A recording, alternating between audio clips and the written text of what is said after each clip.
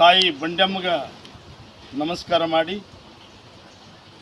ಏನು ಹಿಂದೆ ಇದ್ದಂಥ ಸಕ್ಕರೆ ಮಿನಿಸ್ಟ್ರು, ಶುಗರ್ ಮಿನಿಸ್ಟ್ರು ಶಿವಾನಂದ ಪಾಟೀಲ್ರಿಗೆ ನಮ್ಮ ಒಕ್ಕೂಟದಿಂದ ಸಂಘಟನೆಯಿಂದ ಹೋರಾಟ ಮಾಡಿದಾಗ ಸರ್ಪ್ರೈಸ್ ವಿಸಿಟ್ ಕೊಟ್ಟು ಇಲ್ಲಿ ಎಲ್ಲ ಸ್ಥಿತಿಗತಿಗಳು ನೋಡಿ, ಇಲ್ಲಿ ಎಲ್ಲ ನಡೆಯುವಂಥ ಭ್ರಷ್ಟಾಚಾರಗಳನ್ನ ಏನು ನಡೆದತ್ತೆ ಅನ್ನೋದು ಅವ್ರು ಮನವರಿಕೆ ಮಾಡಿಕೊಂಡು ಒಂದು ನ್ಯಾಯಾಂಗ ತನಿಖೆಯನ್ನು ಮಾಡಲಿಕ್ಕೆ ಆದೇಶ ಮಾಡಿದರು. ಅದರ ಪ್ರಕಾರ ಮಾನ್ಯ ಕಲುತಿ ಸಾಹೇಬರು, ಮಾನ್ಯ ಇಂಗಳಿಗಿ ಸಾಹೇಬರು ಇಬ್ಬರೂ ಕೂಡ ಒಂದು ತನಿಖಾ ಇದನ್ನು ಮಾಡಿ, ನಾವು ಸುಮಾರು 60-70 ಕೋಟಿ ರೂಪಾಯಿ ಇಲ್ಲಿ ಭ್ರಷ್ಟಾಚಾರ ಆಗಿತ್ತು ಅಂತೇಳಿ ಕೊಟ್ಟಿದ್ದೀವಿ. ಅವರು ಅದು ಎಷ್ಟೋ ಕೆಲವೊಂದು ಇಲ್ಲಿ ತನಿಖೆ ಒಳಗೆ ನಡೆದಾಗ ಸರಿಯಾಗಿ ಹೇಳೋದಕ್ಕೆ ಮುಚ್ಚಾಕಿದರು. ಒಂದು 17 ಕೋಟಿ ರೂಪಾಯಿ ಆಗೈತಿ. ಆ 17 ಕೋಟಿ ರೂಪಾಯಿ ನಮಗೆ ರಿಕವರಿ ಮಾಡಿ ಕೊಡಬೇಕು. ಮತ್ತು ಈಗ ಬಂದು 2 ತಿಂಗಳು ಆಗ್ತಿದ್ದು ತನಿಖಾ ವರದಿ ಬಂದು, 2 ತಿಂಗಳಾದರೂ ಇವರು ತನಿಖೆಯೊಳಗೆ ಬಗ್ಗೆ ಏನು ಕ್ರಮ ತಗೊಂಡಿದ್ದಾರೆ ಅನ್ನೋದು ಇನ್ನೂ ನಮ್ಗೆ ಗೊತ್ತಾಗ್ತಾ ಇಲ್ಲ. ಅದಕ್ಕೆ ನೇರವಾಗಿ ನಮ್ಮ ಇವರಿಗೆ ಎಚ್ಚರಿಕೆ ಕೊಡ್ತೇನೆ ನಾನು, ಆಡಳಿತ ಮಂಡಳಿಗೆ, MD ಅವರಿಗೆ ಕೂಡಲೇ ಇದನ್ನು ತನಿಖೆಗೆ ಏನು ಮಾಡಬೇಕು, ಅವ್ರಿಗೇನು ಕ್ರಮ ವಹಿಸಬೇಕು, ರಿಕವರಿ ಮಾಡಬೇಕು, ಆ ರೀತಿಯಾಗಿ ರಿಕವರಿ ಮಾಡಿ ಕ್ರಿಮಿನಲ್ ಕೇಸ್ ಹಾಕಬೇಕಂತೇಳಿ ನಮ್ಮ ರೈತ ಸಂಘದ ಮುಖಾಂತರ ಇವತ್ತು ಆಡಳಿತ ಮಂಡಳಿಗೆ ಎಚ್ಚರಿಕೆ ಕೊಡ್ತೀವಿ. ಕರ್ನಾಟಕ ರಾಜ್ಯ ರೈತ ಸಂಘದ ವತಿಯಿಂದ ನಾವು ಮಲಪ್ರಭಾ ಸಕ್ಕರೆ ಕಾರ್ಖಾನೆಗೆ ಭೇಟಿ ನೀಡಿದ್ದು ಉದ್ದೇಶ, ಈಗ 3 ವರ್ಷದಿಂದ ನಾವು ಕಾರ್ಖಾನೆಯಲ್ಲಿ ಆಗಿರುವ ಭ್ರಷ್ಟಾಚಾರದ ವಿರುದ್ಧ ಹೋರಾಟ ಮಾಡಿ ಭ್ರಷ್ಟಾಚಾರವನ್ನು ಬಯಲಿಗೆ ಎಳೆದು ಅದನ್ನು ನ್ಯಾಯಾಂಗ ತನಿಖೆ ಮಾಡುವವರೆಗೂ ಪಟ್ಟು ಹಿಡಿದು ಹೋರಾಟ ಮಾಡಿದ್ದಕ್ಕೆ ಪ್ರತಿಫಲ ಸಿಕ್ಕಿದ್ದು. ತನಿಖಾ ವರದಿ ಬಂದಿದೆ, ಈಗಾಗಲೇ ಬಂದು 8 ತಿಂಗಳಾಯಿತು. ಇಲ್ಲಿವರೆಗೆ ಯಾವುದೇ ಥರದ ಕ್ರಮ ತಗೊಂಡಿಲ್ಲ. ಇವತ್ತು ನಾವು ಕಾರ್ಖಾನೆಗೆ ಭೇಟಿ ನೀಡಿ ಕಾರ್ಖಾನೆಗೂ ಕೂಡ ನಾವು ಆಡಳಿತ ಮಂಡಳಿಯವರಿಗೆ ಈ ಕ್ರಮ ತಗೊಳ್ಳೋದ್ರ ಬಗ್ಗೆ ನಾವು ಒತ್ತಾಯಿಸ್ಲಿಕ್ಕೆ ಬಂದಿದ್ದೀವಿ. ಇವರೇನಾದರೂ ಮುಂದಿನ ದಿನಮಾನದೊಳಗೆ ಕ್ರಮ ತಗೊಳ್ಳಿಲ್ಲ ಅಂದ್ರೆ ಮತ್ತೆ ನಮ್ಮ ಹೋರಾಟ ಮತ್ತು ಶುರು ಆಗೋದನ್ನ ಐತಿ. ಮತ್ತು ಈ ಎಚ್ಚರಿಕೆಯನ್ನು ಅವರ ಗಂಭೀರವಾಗಿ ತಗೊಂಡು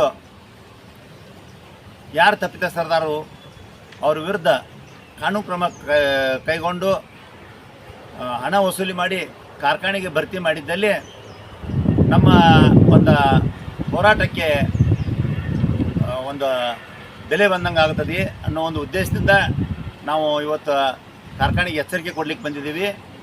ಇದು ತನಿಖಾ ವರದಿಯಲ್ಲಿ ಒಂದು 17 ಕೋಟಿವರೆಗೆ ಭ್ರಷ್ಟಾಚಾರ ಆಗಿದೆ ಅಂತ ಕಂಡು ಬರ್ತಾ ಇದೆ. ಅದನ್ನು ನಿಜವಾಗಿ ಆಗಿದ್ದು ಒಂದು 50 ಕೋಟಿವರೆಗೂ ಆಗಿದೆ. ಅದನ್ನು ಸಾಕಷ್ಟು ಮೂಲಗಳಿಂದ ತಪ್ಪಿಸಿದ್ದಾರೆ ಅವರು ದಾರಿ. ಬಟ್ ತನಿಖೆಯಿಂದಾದರೂ 17 ಕೋಟಿ ಆದರೂ ಬಂದಿದೆ. ಅದಕ್ಕೆ ನಾವು ಸ್ವಾಗತ ಮಾಡ್ತೀವಿ ಸರ್ಕಾರವನ್ನು. ದಯವಿಟ್ಟು ಇದ್ರ ಬಗ್ಗೆ ಆಡಳಿತ ಮಂಡಳಿ ಅವರು ಶೀಘ್ರ ಕ್ರಮ ಕೈಗೊಂಡು ಯಾರ್ಯಾರು ತಪ್ಪಿತಸ್ಥರದಾರೋ ಅವ್ರ ಮೇಲೆ ಕ್ರಮ ಕೈಗೊಂಡು ಹಣ ವಸೂಲಾತಿ ಮಾಡಬೇಕಂತ ಈ ಮೂಲಕ ನಾವು ವಿನಂತಿಸ್ತೀವಿ. ಶ್ರೀ ಮಲಪ್ರಭಾ ಸಹಕಾರಿ ಸಕ್ಕರೆ ಕಾರ್ಖಾನೆಯಲ್ಲಿ ಕರ್ನಾಟಕ ರಾಜ್ಯ ರೈತ ಸಂಘಗಳ ಮಹಾಸಂಘ ಒಕ್ಕೂಟದಿಂದ ಇವತ್ತೊಂದು ಮನವಿ ಪತ್ರ ಸಲ್ಲಿಸಕ್ಕೆ ಬಂದಿದ್ದೀವಿ. ಯಾವ ಮನವಿ ಪತ್ರಪ್ಪ ಅಂತಂದ್ರೆ, ಈ ಕಾರ್ಖಾನೆಯಲ್ಲಿ ಸುಮಾರು 70 ಕೋಟಿ ರೂಪಾಯಿಗಳ ಭ್ರಷ್ಟಾಚಾರ ನಡೆದಿತ್ತು. ಆ ಭ್ರಷ್ಟಾಚಾರದ ವಿರುದ್ಧ ಕರ್ನಾಟಕ ರಾಜ್ಯ ರೈತ ಸಂಘಗಳ ಮಹಾಸಂಘ ಒಕ್ಕೂಟ ಸರ್ಕಾರದ ಗಮನ ಸೆಳೆದು, ಆಡಳಿತದ ಗಮನ ಸೆಳೆದು ಒಂದು ನ್ಯಾಯಾಂಗ ತನಿಖೆಗೆ ಆದೇಶ ಆಗುವವರೆಗೂ ಒಂದು ಮಹಾನ್ ದೊಡ್ಡ ಹೋರಾಟ ಮಾಡಿದ್ದೀವಿ. ಇವತ್ತು ಬಂಡಮ್ ತಾಯಿ ಪುಣ್ಯದಿಂದ ಇವತ್ತು ಏನಾಗಿದೆಯಪ್ಪ ಅಂದ್ರೆ, ತನಿಖಾ ವರದಿ ಒಳಗೆ ತಪ್ಪಿತಸ್ಥರು ಯಾರ್ಯಾರದಾರಲ್ಲ ಅವ್ರ ಹೆಸರು ಸಗಟ ತಪ್ಪಿತಸ್ಥರು ಇವ್ರು ಅದಾರ, ಇಷ್ಟು ಅಮೌಂಟ್ ತುಂಬಕನ್ನುವಂಥದ್ದು ಸುಮಾರು 17 ಕೋಟಿ ರೂಪಾಯಿ ಅಮೌಂಟ್ ತುಂಬಕನ್ನುವಂಥದ್ದು ಇವತ್ತು ಅವ್ರ ಕಡೆಯಿಂದ ತುಂಬಿಸಿಗೋರಿ, ಅವ್ರ ಮೇಲೆ ಕ್ರಿಮಿನಲ್ ಮೊಕದ್ದಮೆ ದಾಖಲು ಮಾಡಿ ತುಂಬಿಸಿಗೋರಿ ಅನ್ನುವಂಥದ್ದನ್ನು ತನಿಖಾ ವರದಿ ಒಳಗೆ ಕೊಟ್ಟಿದ್ದಾರೆ. ಆದರೆ ತನಿಖಾ ವರದಿ ಬಂದ ಇಷ್ಟು ದಿವಸ ಆದ್ರೂ ಕೂಡ ಈ ಮಲಪ್ರಭಾ ಸಹಕಾರಿ ಸಕ್ಕರೆ ಕಾರ್ಖಾನೆಯ ಆಡಳಿತ ಮಂಡಳಿಯವರು, ಆಮೇಲೆ ವ್ಯವಸ್ಥಾಪಕ ನಿರ್ದೇಶಕರು ಏನು ಮಾಡತ್ತಾರ ಅನ್ನೋದು ನಮಗೂ ತಿಳಿದಾಗೈತಿ. ಯಾಕಪ್ಪ ಅಂತಂದ್ರೆ, ಇಷ್ಟು ನಾವು ಪ್ರಯತ್ನ ಮಾಡಿ ಹಗಲಿ ರಾತ್ರಿ ಅಹೋರಾತ್ರಿ ಧರಣಿ ಸತ್ಯಾಗ್ರಹ ಮಾಡಿ ಉಪವಾಸ ಮಳೆ ಒಳಗೆ ಇಲ್ಲಿ ಬಿದ್ದ ಈ ಕಾರ್ಖಾನೆಯನ್ನು ಉಳಿಸಬೇಕನ್ನುವಂಥ ನಿಟ್ಟಿನೊಳಗೆ ನಾವು ಹೋರಾಟ ಮಾಡಿ ಆ ಹೋರಾಟ ಸಕ್ಸಸ್ ಆದಂಥ ಸಮಯದೊಳಗೆ ಇವರು ಅದನ್ನು ತನಿಖಾ ವರದಿನ ಮುಚ್ಚಿ ಹಾಕುವಂಥ ಹುನ್ನಾರ ಇಲ್ಲಿ ನಡೀತಾ ಇದೆ. ದಯವಿಟ್ಟು ಅದಕ್ಕೆ ನಾವು ಯಾರೂ ಕೂಡ ಆಸ್ಪದ ಕೊಡೋದಿಲ್ಲ. ನೀವೇನಾರ ತಿಳಿದಿರ್ಬೇಕು, ಇವ್ರು ಹೋರಾಟಗಾರರು ಮಾಡಿದ್ರು, ಅವ್ರೇನು ನಾವು ಇದನ್ನು ಮುಚ್ಚಿ ಹಾಕಿರೋ ಅವ್ರು ಹೋಗ್ತಾರ ಅಂತ ಹೇಳಿ ಕಾಸ ನಿಮ್ಮ ತಲೆಯಾಗಿನ ತೆಗಿರೋದನ್ನ. ನಮಗೂ ಕಾನೂನು ಗೊತ್ತೈತಿ, ಕಾನೂನು ನಿಮಗೆ ಎಷ್ಟು ಗೊತ್ತೈತಿಲ್ಲ ಅಷ್ಟು ನಮಗೂ ಕಾನೂನು ಗೊತ್ತೈತಿ. ನೀವೇನಾದರೂ ಇದನ್ನು ತನಿಖೆ ಮಾಡಿ ತಪ್ಪಿತಸ್ಥರಿಗೆ ಶಿಕ್ಷೆ ಮಾಡಿ ರೊಕ್ಕ ನೀವು ಹೊಳ್ಳಿ ದುಡ್ಡು ಹೊಳ್ಳಿ ಫ್ಯಾಕ್ಟ್ರಿಗೆ ತುಂಬಿಸ್ಲಿಲ್ಲ ಅಂತಂದ್ರೆ ನಿಮ್ಮ ಮೇಲೂ ಕೇಸ್ ಮಾಡುವಂಥ ಕೆಲಸ ಮಾಡ್ತೇವೆ.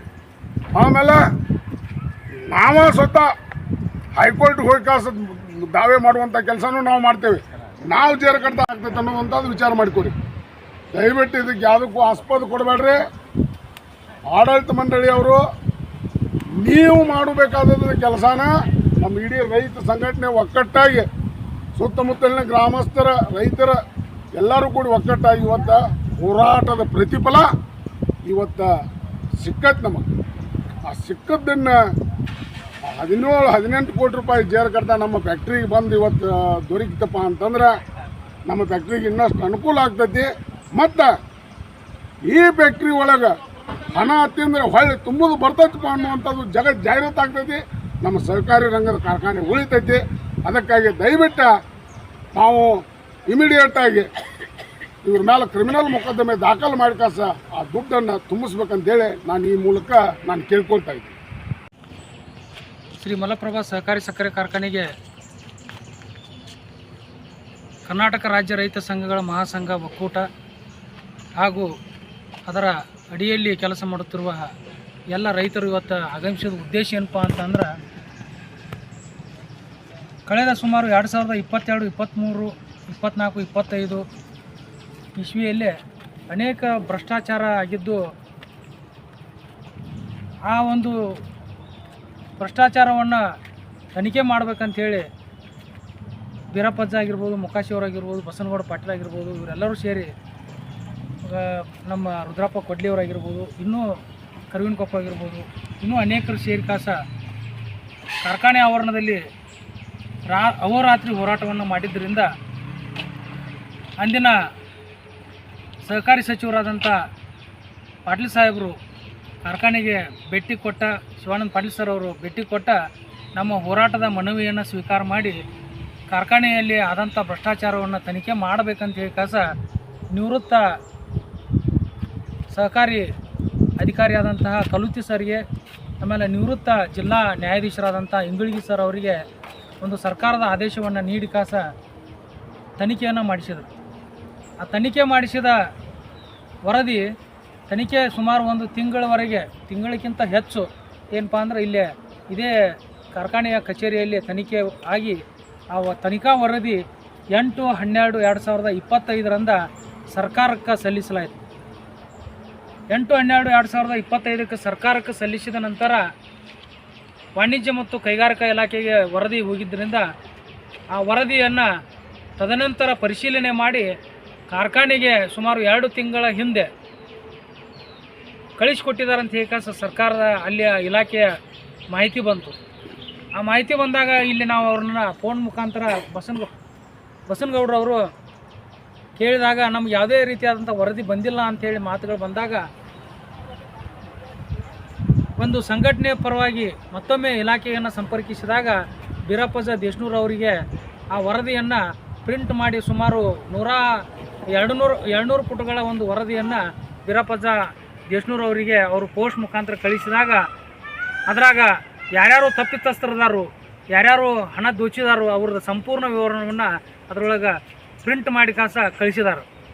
ಅದನ್ನು ರಿಕವರಿ ಮಾಡ್ಕೊಳ್ಳೋದಕ್ಕೆ ಈಗಿದ್ದ ಆಡಳಿತ ಮಂಡಳಿ ಮತ್ತು MD ಅವರು ಕ್ರಮ ವಹಿಸಬೇಕಂತ ಕೂಡ ಅದರಾಗ ಸ್ಪಷ್ಟವಾಗಿ ಬರೆದಂಥ ಒಂದು ವಿವರಣೆ ಅದರೊಳಗೆ ಐತಿ.